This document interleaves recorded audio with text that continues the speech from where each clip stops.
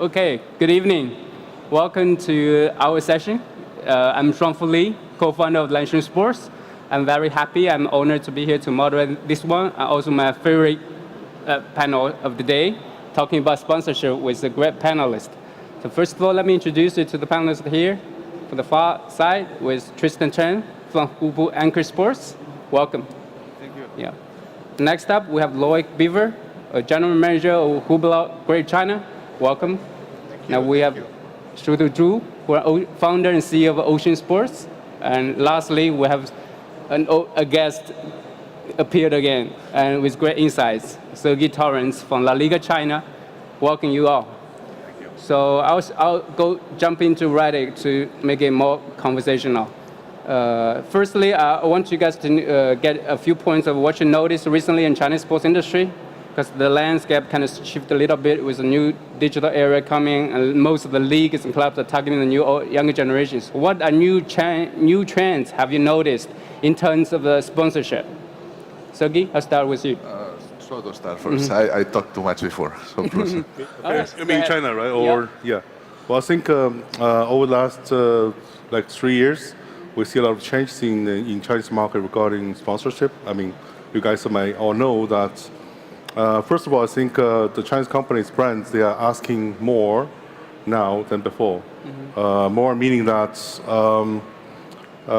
if you only come up with a opportunity, say you can get association with a big brand in sports, like a big IP in sports, the brand will keep asking a few questions like how we can use these properties properly, how we can do activations, and also they will ask for what is the return on their investment. So actually, I think it's quite natural that the brands are getting more demanding on the results, regarding what they are sponsoring, and also especially I think in China, it's quite obvious that because a lot of sponsors, the brand managers, they don't exactly know how to activate sports after they buy in the rights.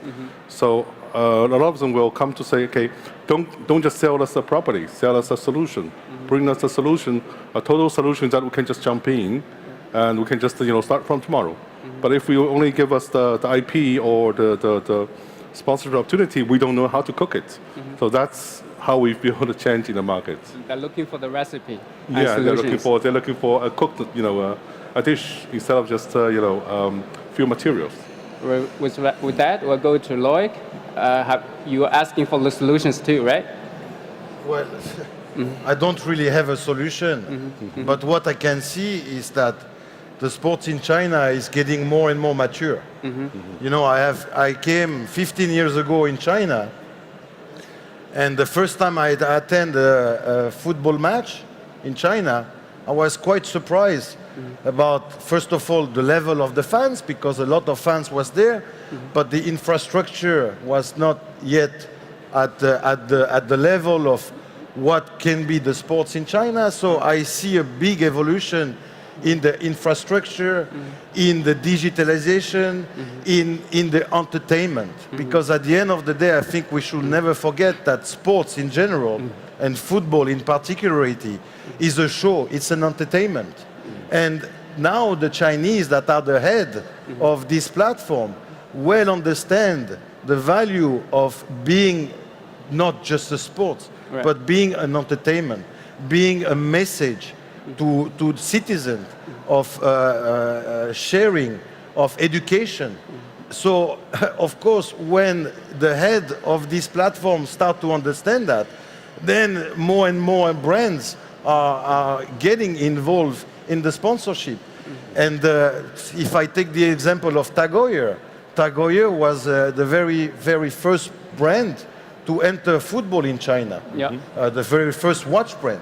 So now more we hear every day that watch brand wants to enter football in China as well. So it's important to be the first, it's important to be different, and we believe very much in the evolution of the sports in China, and it's only the beginning. So the future is bright for the sports in general in this country. Loic is absolutely right. So 3 years ago, we don't even have a sports industry. It's because of the number 46 document, we have a sports industry just at the beginning. And I want to share a story to you guys that last year in Chinese sports industry, we have an inside joke that between the CEOs and founders of the companies. The question is, hello, have your company changed into a sports marketing company yet? Because sports marketing is related to the money, to revenue.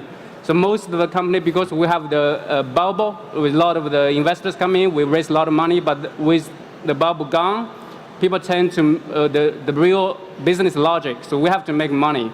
And Anchor Sports probably is one of the companies who is specialized in sports marketing. Tell us about your notice of the new trends in the industry. Yeah, I think not only the sports IP, but also the agencies, they are starting doing something right, in a right way.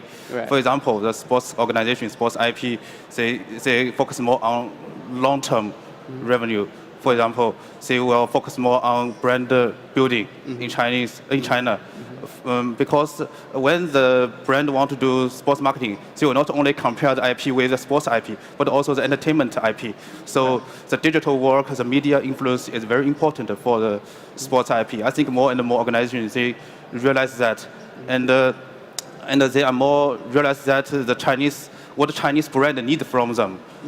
So that's why there are more and more clubs. They are starting to create more assets in China, not only the campus, but also other kind of assets, other kind of offline event or online event in China that will help them to do more activation, help the sponsorship, I think in the agencies, they also realize that they need to provide a long-term service, but not only introduce two parties together and the commission go away. But I think they will play a long-term role in the whole project. So I think everyone is starting to doing the thing right, in a right way. So I think it's getting better and better in Chinese market. So Tristan, do you feel that there are more competition going on right now in the past year with a lot of competitors or competitors going into the market? Yeah, I think it's okay because Chinese market is big enough for the competitor. You know, we did a research that there were about 60 or 70 Chinese brands sponsored European clubs last year. Right. So we found about 5 of them last year. Maybe some of these sports, some of other agencies. So I think the market is big enough for everyone. Yeah. Lastly, we're going to Sergey. What have you noticed in the Chinese sports market? In terms New trends, yes. Well, new technologies are coming, and I agree with my colleagues here and what they said, but also I would like to point that the new technologies allow you to activate in a different way. We're talking about, everybody's talking about VR, which would be a clear example. So this would be what I would like to add to the conversation. Yeah, I do see there's a big change going on for the use of technology like VR. We can change the LED ads on site. That means more opportunity rather than a one-time thing. Yes, so that's a technology called DVR, which is digital billboard replacement. In La Liga, we're using it in the last 2 seasons, but it allows to digitally replace the perimeter advertisement, so you can insert different advertisement in each of the feeds that you are throwing to the wall. Yeah. So you can advertise different messages in different areas. No, this is a very good example. And more localization and more localization, obviously. Yes. Yeah. So the second topic I want to go to is about the regional content. It's not. I'm not saying that the brand or the sponsor doesn't care about brand awareness anymore, but they think they want more. For example, they want more conversion rate. They want to sell stuff on the e-commerce rate. So have you noticed similar stuff going on in terms of sponsorship partners? Yes. Yes. We have a good example with our partnership with TAC. We had a case. We're using part of the assets to tickets for match tickets or money cannot buy experience for El Clásico, in the last El Clásico, to promote the sales in their online shops. I think it was quite a successful case. Yeah, it was. I think you're right. At the end of the day, it's all about the experience. What can you bring as an experience? No brands cannot say we don't care about awareness. You always need awareness forever because there are new generation coming. So you always need to work out on your awareness. Now it's true that once you have built up awareness, you need somehow return on your investment. And the return on investment is with the product that you are selling. And we, as my colleague mentioned, we have tried to think about how can we sell product, but not only just selling product. Because if you only sell product, then you are becoming somehow a mass brand, and that's not who we are. We are still a luxury brand, and luxury is all about experience. Therefore, customers who are buying through our e-commerce partnership were able to be invited to La Liga, Clásico matches, and customers, that's what they want today. They just don't just want to buy product, but they want experience too. And I think that doing collaboration, doing partnership, sponsorship and so on can bring you that experience because it's an experience that customer cannot buy. Right. I'll give you an example before I let you, Shooter Zhu get on this. I'm sure he has a lot of expertise on this. So I used to be an NBA reporter, so I focus on this area. I noticed there is a Chinese alcohol brand who partner up with one of the NBA teams. What they want logos too. They want the logos put together. But the thing they're asking for differently, they're asking the coaches to visit Chinatown and to sit on a Chinese dinner table and talking basketball and drinking the products. I think that's one of the creative ways of promoting your stuff with original content. So Shooter, have you noticed have you found any similar examples when you are doing, connecting the brands and sports clubs? I guess we are still talking about the return on investment of sponsorship, right? Yeah. I think it's a long-lasting question which sports industry has never really properly answered the sponsors, which I believe. Of course, we have methods.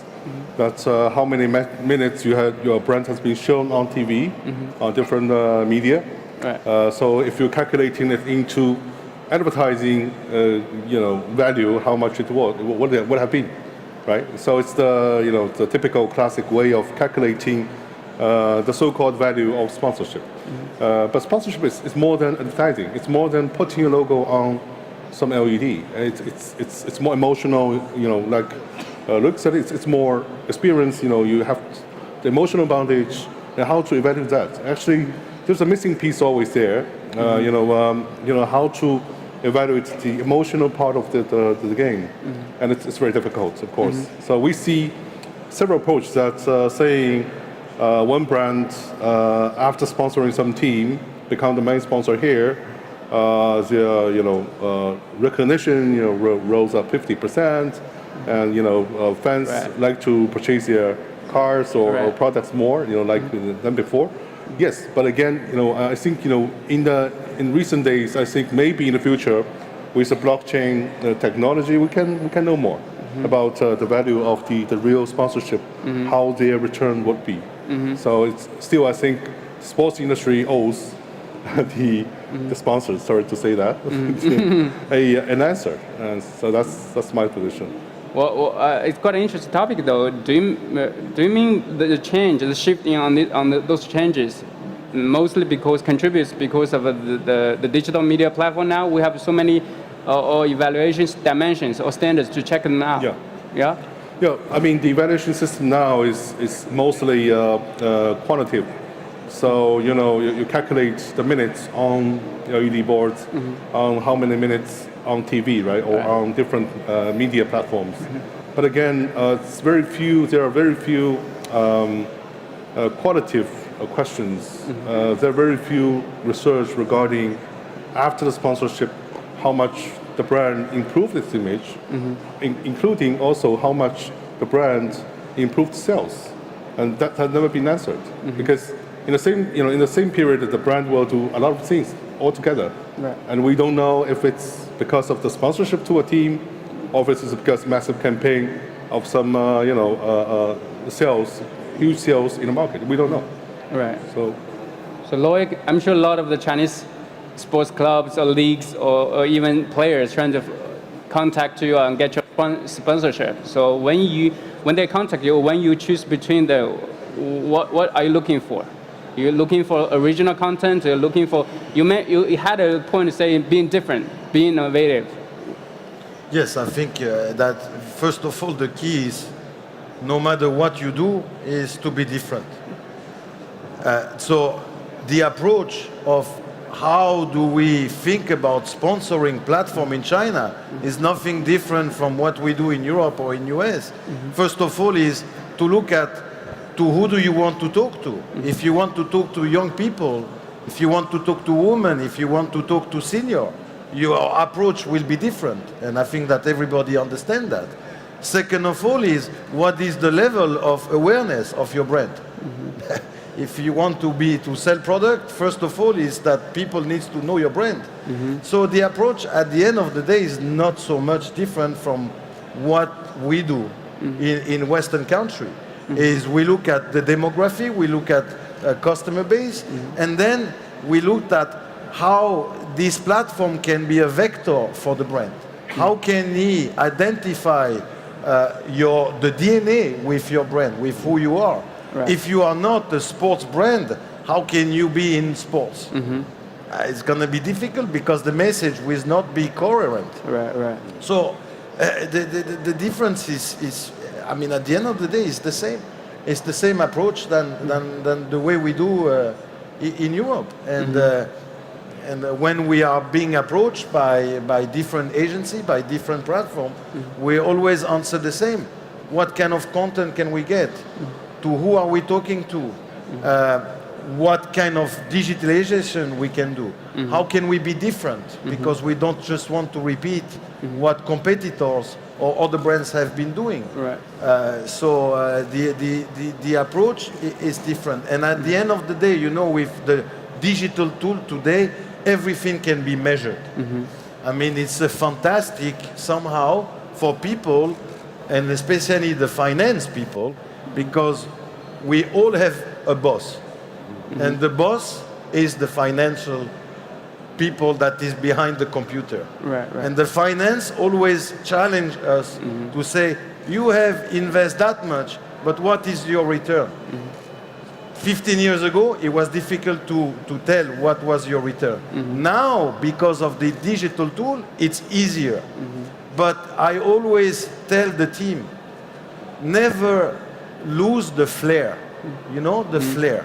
Because if you only go with figures and not with your feeling, with your heart, with your flair, on what can be the right sponsoring platform, somehow you go into a very rational and mathematic analyze. Right. And sports is not about that. Right. Sports is all about heart, guts, and feeling, and flair. So never forget that flair is, to me, as important as the metric on how you can measure things. But it's a very good tool to take a better decision. Right. Are you taking the right decision? Time will tell you. Right. But flair is, to me, something that still need to be in the industry of sponsoring something. And relationship, I mean, at the end of the day, we are all human. We are all connected. If we don't have great relationship with the La Liga, we will never be able to invite customers to watch the Clásico match. So at the end of the day, relationship is a very key factor to a great sponsorship. In short, to get a Hubler sponsorship, you needed to do two things. First, know your audience, your core users. Second, be passionate about your game, your events, when you're meeting Lloyd. We have three commands: is to be the first, to be different, and or to be unique. Yeah. That is our philosophy. Interesting. I'm sure you have a lot of brands, a lot of clubs doing stuff in China. Are they looking for the same original content that we've been discussing about? Yes, we start our business from digital work. We talk more about content localization, but I think now when we talk about sponsorship, it's more about the rights localization. That's also very, very, very important. For example, I think it's very common that a bank sponsors a club for about 4 or 5 years in Europe. But in China, the bank has different requests. They just want, if you talk to a credit card department, they just want to release the credit card. So the request is about how to release more credit card. And the cooperation is totally different from the Western way. So I think sometimes we'll face the problem that the club asks us why they cooperate with us as we did before, because it's a Chinese style company. Right. Yeah, I think it's very common. And also I think we found a very good sponsor for Barcelona last year. It's called Shimao. It's a real estate company. And I think Barcelona feel confused at the very beginning how to cooperate with a real estate company. But this real estate company, they owned over 140 communities all over China. They have over 300,000 families in their community. They are all high income family. So we convinced Barcelona that will be a very good, not only a sponsorship, but also a very good promotion for Barcelona. And we organized some really good activation for this company. And I think this Friday, they will release a comic as a crossover, Barcelona and Monkey King. I think there's something that the children in their community would be interested. That's something really localization. Yeah. Right. Yeah. And Tristan touched a little bit on the next topic, is about the difference between the Chinese and the Western sponsors. So he mentioned that when Chinese sponsors, when Chinese guys trying to the brands trying to find a league, they're always asking for more. They want pretty much everything you can give them. So Sergey, when you are working with Chinese partners, did you see a huge difference between the European ones and Chinese ones?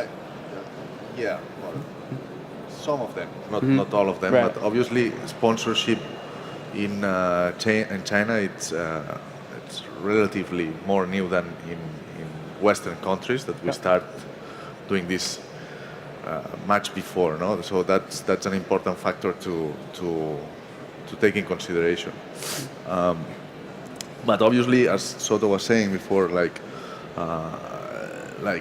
they are demanding a complete package, no? Like it's the IP plus the activation part, because they don't really know how to take profit of these rights, no? And then you have to help them, educate them in order that they really take profit of all what they are buying. No? This is the main difference. But it happens the same as well in Europe. There are other brands that they have difficulties in activation. That's why the role of the agencies is also very important. And of course, the culture of the brand, it's key on that as well. So, to me, I noticed that the leagues and all the clubs, they are open to new ideas, and even some of the ideas doesn't say in the contract. You guys are still looking for new ways to, helping the brand to create the awareness, right? Yes. I can talk about my property, and we innovate. We want to innovate. We're ready to innovate for our partners. This is one of our characteristics, and we're quite flexible on that area. Okay? That I can talk about La Liga. About other properties, I don't know. Right. So, Shudu, have you noticed the similarities? Well, I think in China, a lot more people, at least till now, I think still the status quo is more people are into entertainment than sports in China. Right. Let's put it this way. Yeah. But I think sports is really catching up. So my personal feeling is that 12 years ago, when I set up the company Oceans, we represent a lot of international brands like FedEx, Volkswagen, or BMW, etc., helping them do sports marketing strategy and helping them finding right property to sponsor. And I think over the last 10 years or 5 years, especially this 5 years, the local Chinese companies, they're catching up, understanding more about sports sponsorship, what it is. But still, they are still a very strong sentiment for entertainment, for other, culture events, entertainment, TV programs, etc. People understand that more because sports so far has not been a major kind of part of culture of China. I think it's catching up, especially after this 3-5 years. More and more, we can see more and more parents are taking their kids to sports training classes. It's like 15 years ago, the parents only take their kids to either English lessons or mathematics lessons or maybe piano or dancing lessons. Right. But now we can see more and more parents taking their kids to soccer lessons, to archery, etc., all kinds of things. So I can see sports is becoming more and more important in people's life in China. Right. And given that, I think in 5 to 10 years, then again, there will be a huge change in China in the landscape, because more and more brands and more still recognize sports as a major part of life and a major part of lifestyle.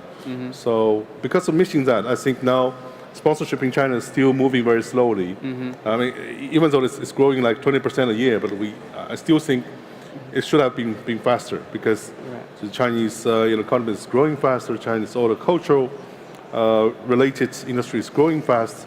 So, but I believe sports will be something more attractive in the future. Right. You are right on point. That I had like twin boys that just had their 3-year-old birthday. Like half a year ago, I sent them to the physical education programs to let them have this. Yeah, I think that's the new trends, and the new parents like us, we are eager to, because the things that we know how important is the spiritual side of the sports. Unlike our parents, my parents will consider it's a bad behavior if you play sports. It's a waste of time. All you have to do is study up. So I think it's definitely a new trend, right? Yes, I think so. So. I think because of the change of the culture, the change of the lifestyle, and also over the time the Chinese brand understand more about sports marketing, sports sponsorship. Of course, because of education, from the other companies, etc. International trend, and also plus more and more Chinese are now ready to challenge the international market, going outside of China to promote their brands internationally. So I believe sports marketing, sports sponsorship will be much bigger in 5 years' time or 10 years' time, much bigger. So Lloyd, the question for you is that what did you see the difference between when you work with Chinese sports IP holders rather than the Western IP holders? What's the difference? Did you see any major differences Between the Chinese IP holders when you're working there, when you're trying to sponsor them? Did you see the style different? Yes, for sure, because I think he explained it quite well that sports is not yet at the level of maturity as it is in Europe, which is again very normal. I mean, and they are catching up very fast. So when you are talking with sponsorship platform in China, sometimes it's discussion that never ends, because they might not have the history, the content of 5 years ago, of 6 years ago, or so sometimes it's difficult to create a storytelling if you don't have archives. In Europe, you have archives from very, very, very long time ago. So the maturity is definitely sometimes an issue. But again, I think that we both can bring something to each other, because we are not here to tell them what it should be, but we are also here to explain to them what do we experience in Europe and how can we transform sports into a better platform than what it is today. And I think that we are all walking for the same direction, is to make sports a spectacle, a show, an entertainment, and a vector of health, of sharing, of winning, of losing, and also to be successful. Because I still believe that if there are no successful athletes, Chinese athletes, it's not going to help the sports itself. So we need a Chinese Formula One driver. We need a better China football team. Right. We need a better Chinese tennis player. Right. And when the player itself will get better and play at the very high level, then of course you will have all this momentum that happen everywhere. Right. And that starts from the education. Right. And that starts from making the platform exciting. And that parents are pushing their kids to be an athlete in different domains, in sport, in football, in tennis, in whatever. But sports are becoming more and more, and he demonstrated, and you also now have two kids that you ask them now to do more Right. sports and not only being good at mathematics and so on. Sports bring you creativity. You are playing outside environment with air, and we all talk about air in China and all that. It's part of a universal. Now we can do one study, one sports, huh? Correct. And how long it took, and I take the example of Switzerland, because we are a nation with only 7 million people, but we are always qualified to the World Cup of football. So bravo Switzerland. But we had, in 1980, we said we need to put a system where we can educate kids for football and in the same time for life, because you are going to be an athlete only till 35 years old. Right. If you are Roger Federer, you can be only 40 years old. But now China is putting things in place, schools and everything, with the help of clubs, football clubs, and I think that it's well done to Chinese to accept foreigner knowledge, Right. to come in their territory and teach them. It's not every country who will accept that. I don't think American will accept that French or Italian or Spanish team come to there and tell them what to do.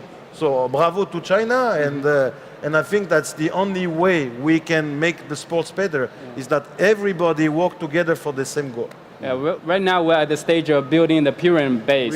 We need exactly. the fan base. And with that point, I want to go back to Serge a little bit. I'm sure La Liga is investing heavily on the grassroots level in China and worldwide too, right? Because it's build up your fan base and have more people into football.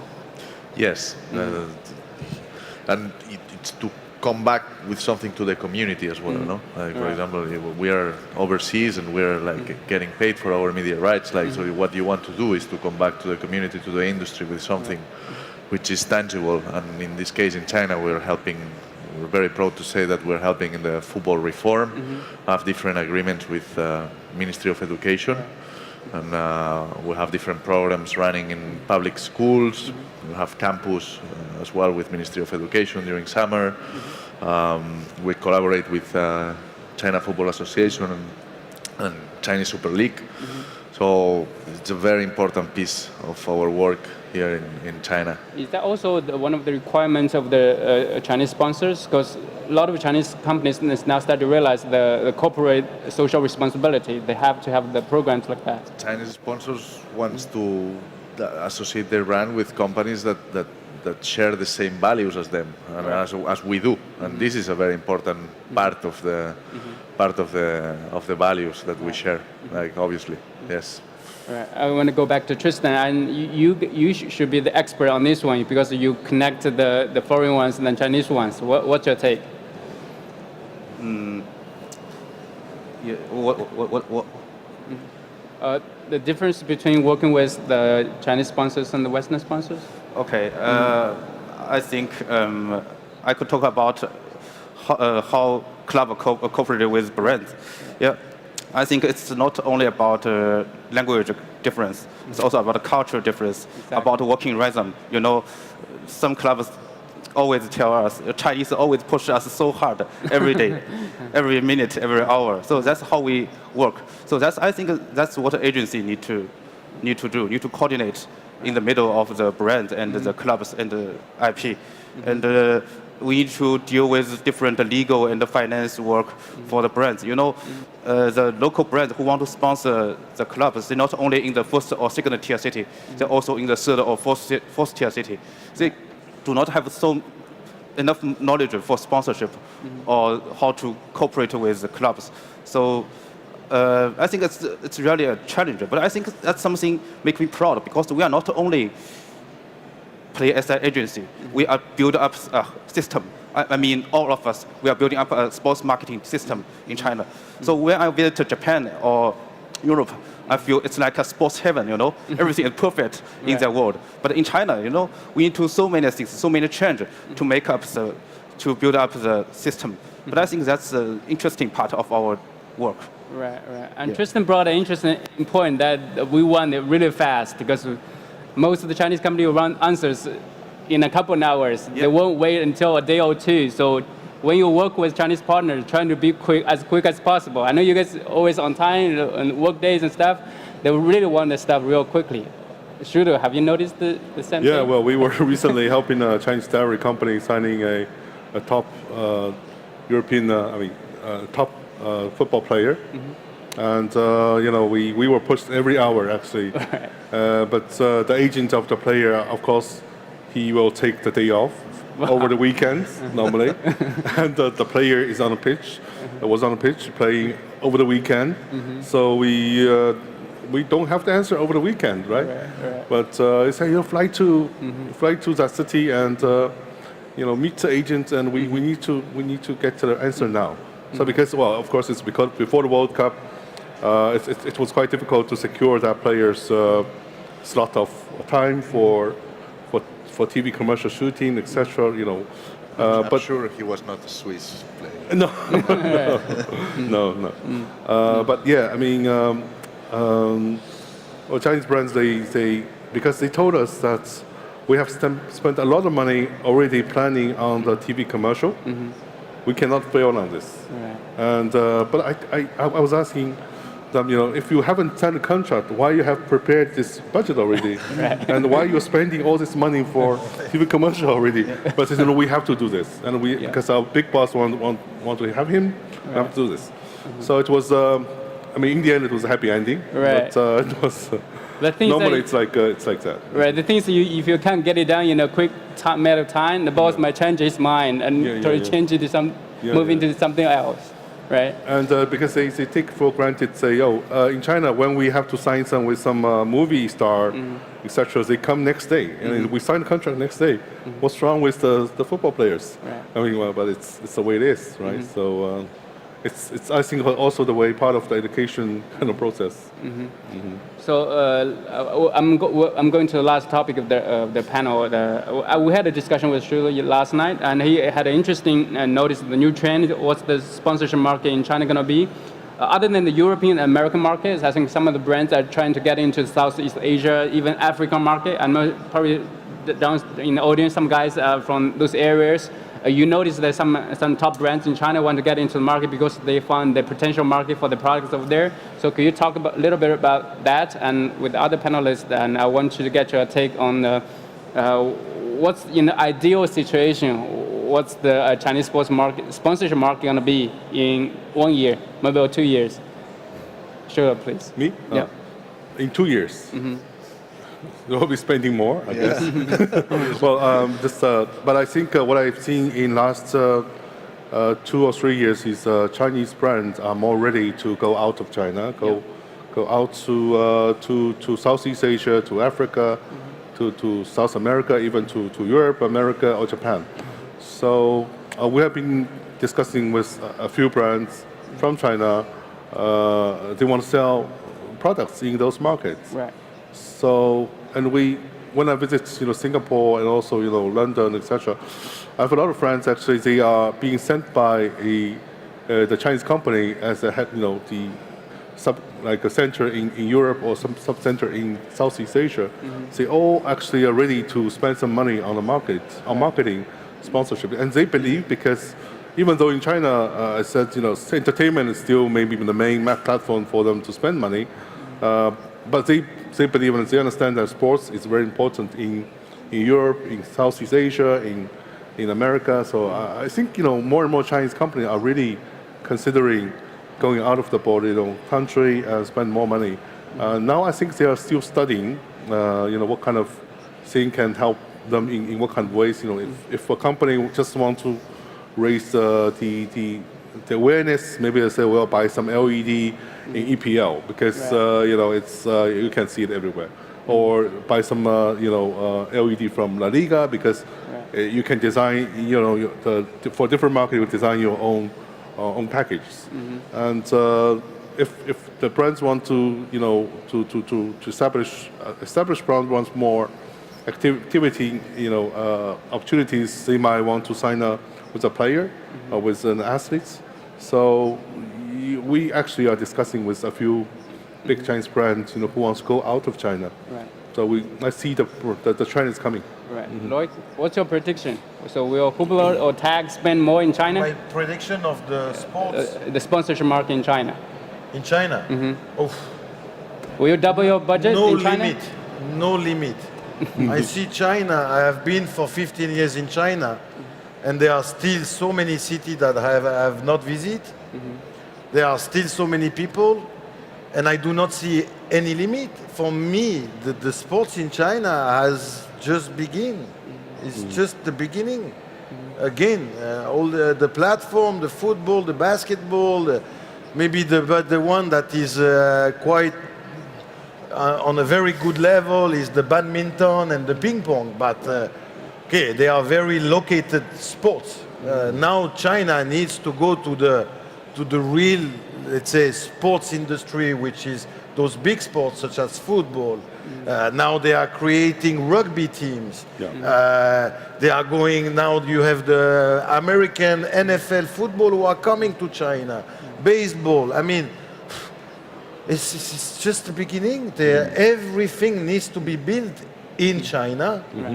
And I believe that it needs to start from the top too.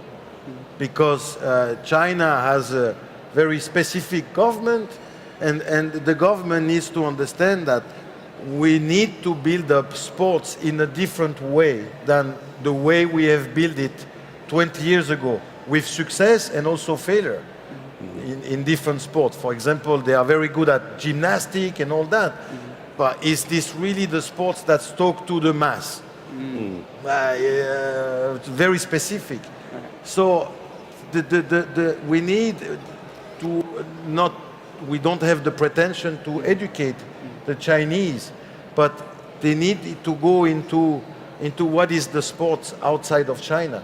And the good example is US. I mean, when you attend an NBA game, they are the best entertainment in the world. They know how to make sports a real show. When you go to a Clásico in Spain, you feel the stadium, the passion of people, and so on. This has been built through times.